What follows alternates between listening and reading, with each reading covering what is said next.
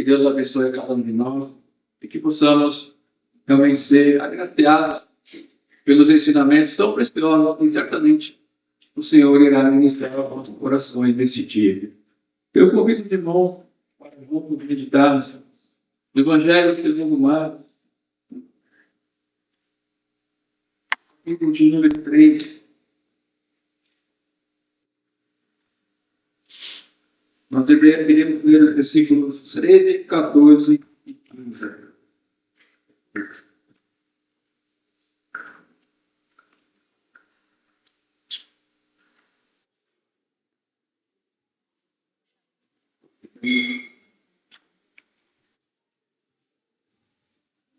Evangelho segundo escreveu Marcos, capítulo 3, versos 13, 14 e 15. E assim nos diz a Sagrada Escritura. Depois subiu ao monte e chamou os que ele mesmo quis e vieram para junto dele. Então designou 12 para estarem com ele e para os enviar a pregar e a exercer a autoridade de expelir demônios. Amada igreja, é uma alegria poder participar de uma conferência missionária. Ao longo da história da igreja, Deus tem usado encontros como este para despertar vocações, para fortalecer a igreja, para encorajar missionários e renovar a visão do povo de Deus acerca da sua missão no mundo. Isso é importante, porque a missão, ela não é só mais um departamento da igreja. A missão, ela está e nasce no coração do próprio Deus. Desde Gênesis até Apocalipse, nós encontramos um Deus que busca, um Deus que chama, que salva e que reúne para si mesmo um povo dentre todas as nações da terra. Por isso celebramos quando igrejas são plantadas. Celebramos quando missionários são enviados. E celebramos quando o Evangelho alcança novos povos.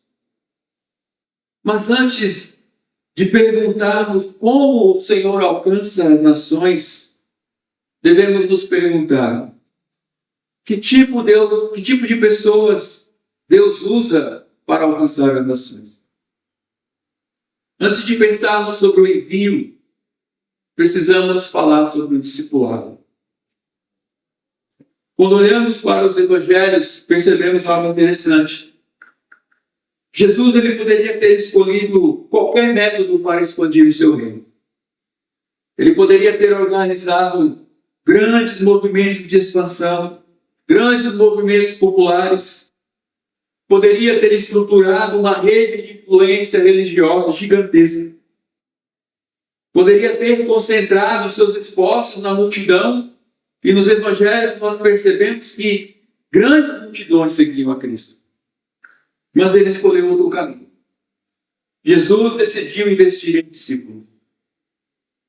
E Marcos nos conduz, o texto que acabamos de ler, exatamente para este momento.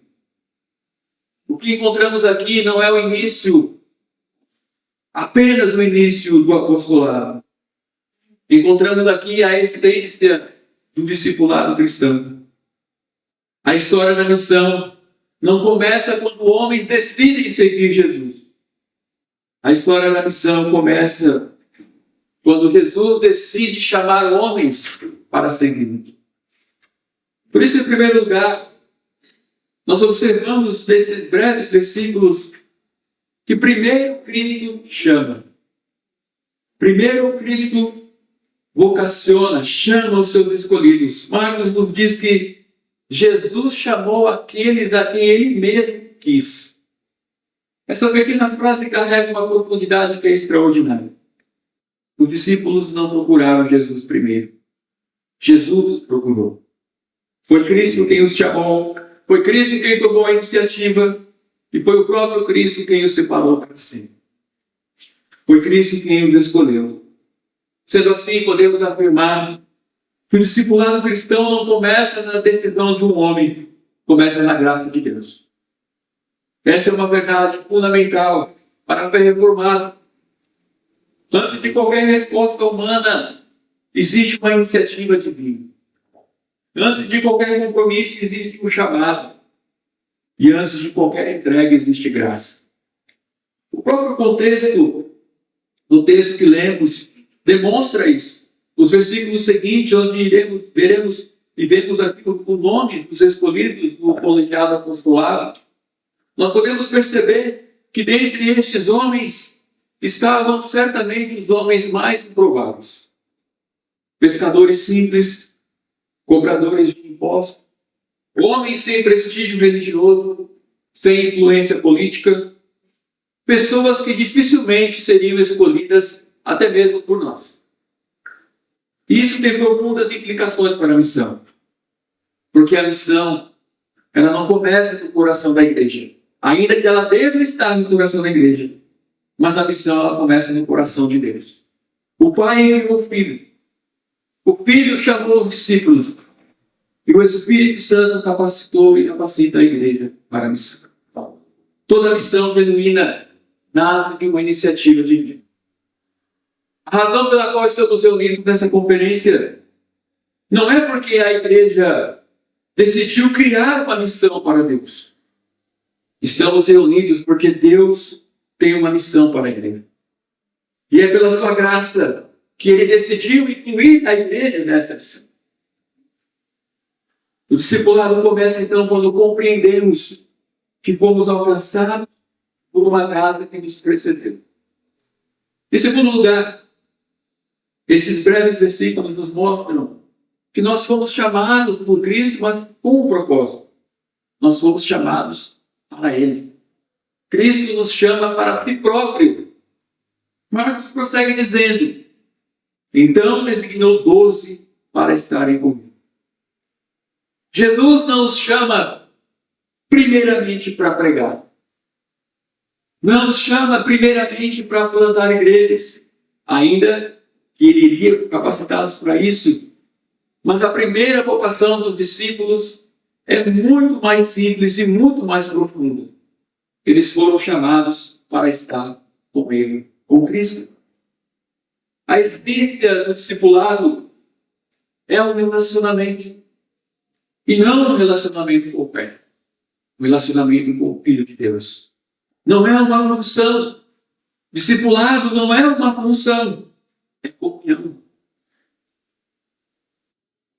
Nós confundimos muito isso, pois vivemos um tempo que valoriza muito a produtividade. Frequentemente nós avaliamos a nossa vida espiritual pela quantidade de atividades que realizamos. Mas Jesus nos lembra que o centro do discipulado não é fazer coisas para Deus. O centro do discipulado é viver na presença de Deus.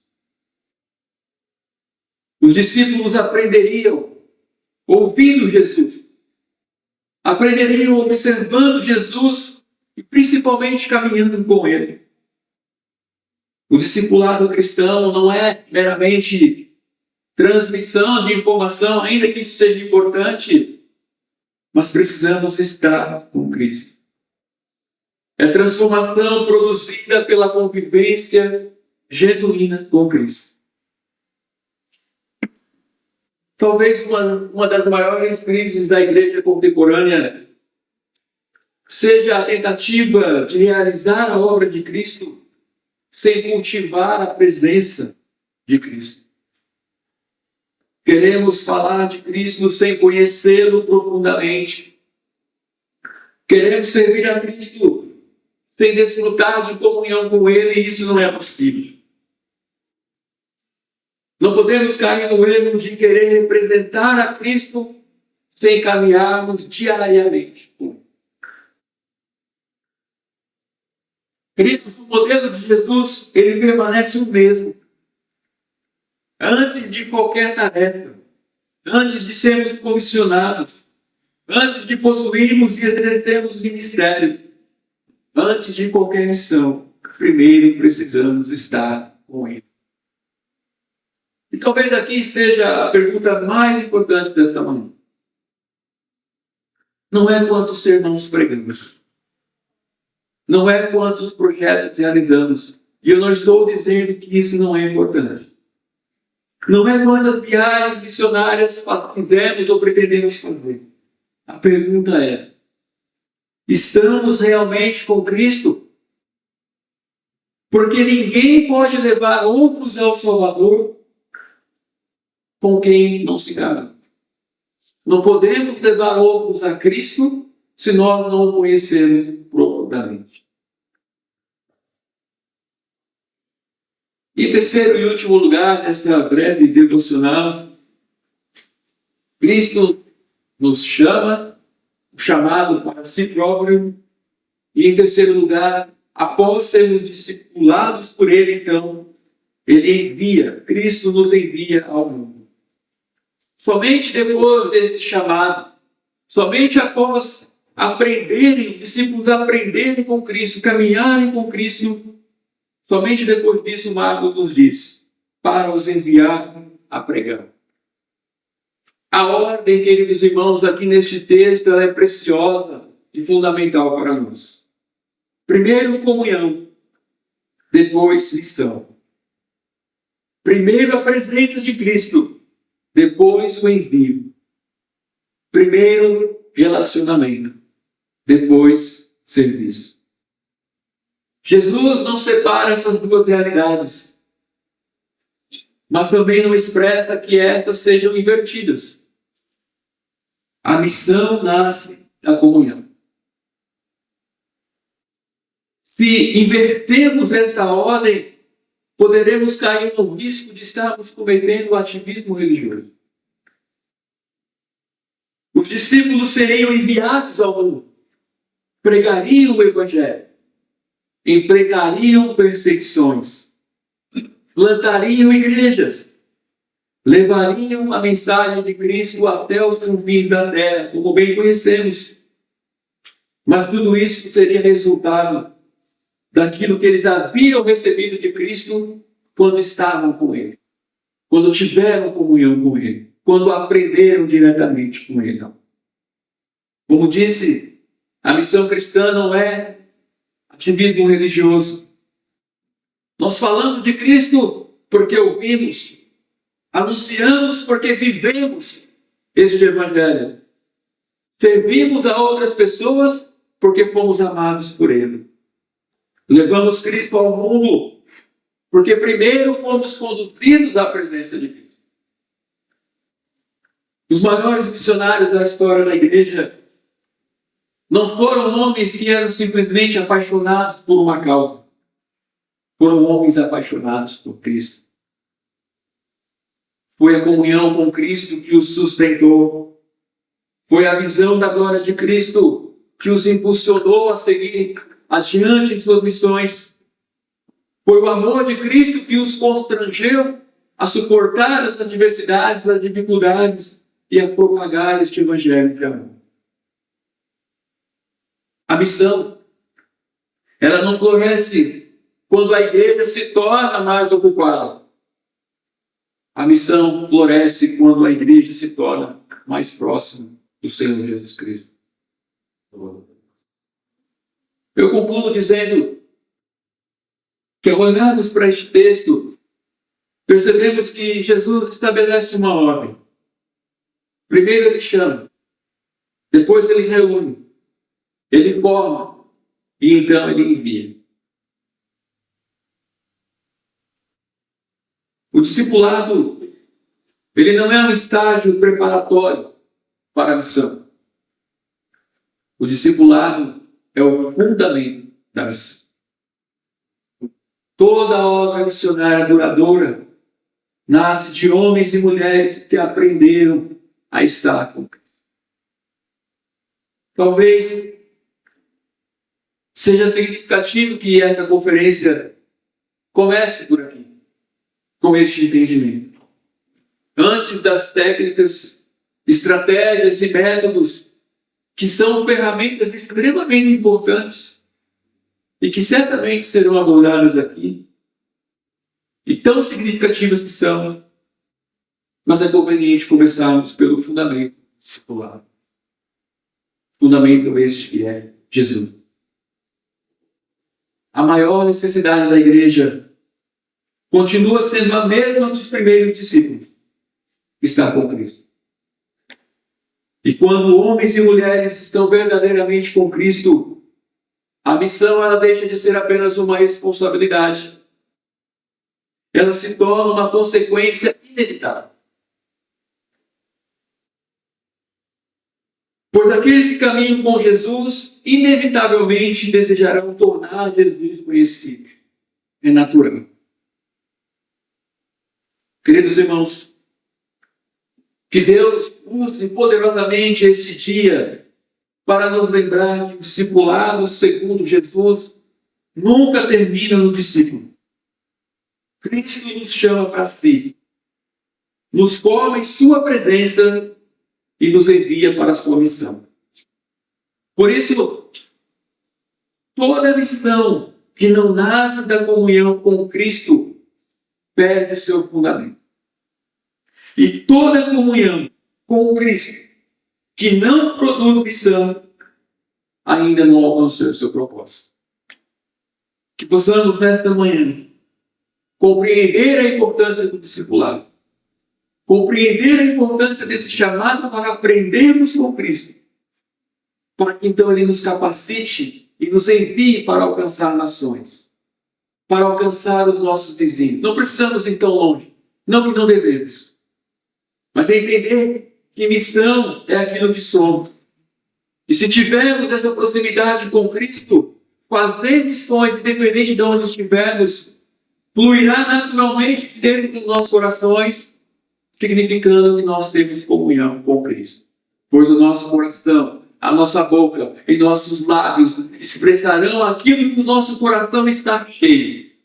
E se estamos cheios da presença de Cristo, esta missão, esta obra, ela fluirá naturalmente de mim e de você. Por isso, que nesta manhã, nesses pequenos versículos, nós possamos entender e compreender que já fomos chamados, que já estamos diante deste Cristo e que Ele está nesta manhã nos capacitando para enviar-nos a propagar este Evangelho.